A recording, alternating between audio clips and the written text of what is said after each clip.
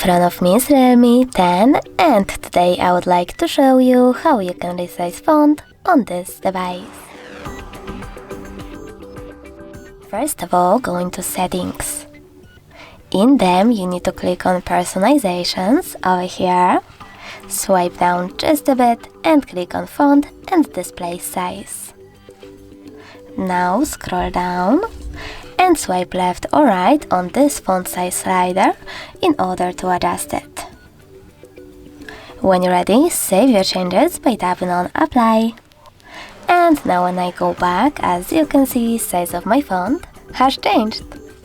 Thanks so much for watching. If you enjoyed this video, leave a like, comment and subscribe.